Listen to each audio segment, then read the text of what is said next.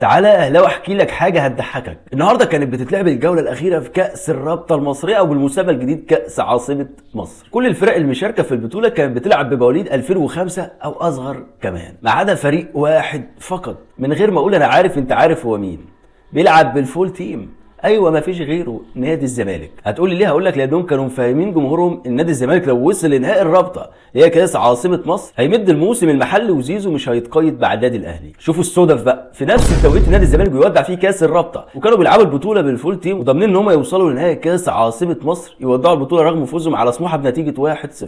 وزيزو بيزور النادي الاهلي في التتش، زيزو في الجزيره. وخد الضحك ده كمان، نادي الزمالك كان مطالب ان يفوز بهدفين على سموحه رغم ان هو بيلعب بالسكواد كامل، ما بيلعبش زي بقيه الانديه بمواليد 2005 او اصغر. بالفعل فاز بنتيجه 1-0 على سموحه وما فازش ب 2-0. كان محتاج ان الفرقتين التانيين يتعادلوا، بالفعل ده حصل، الفرقتين التانيين تعادلوا ونادي الزمالك ودع البطوله علشان هدف وحيد. كمان الهدف اللي سجله نادي الزمالك في سموحه في ظل ان هو بيلعب بالسكواد كامل كان بمساعدات تحكيميه كمان. المشهد كله على بعضه مضحك، قسما بالله ما شفت نادي مضحك زي النادي ده. حتى وبيلعب بالفول تيم مش عارف يصعد من دور المجموعات حتى. وزيزو النهارده وصل للجزيره، البضاعه بتاعتك يا زمالك وصلت للجزيره بنجاح.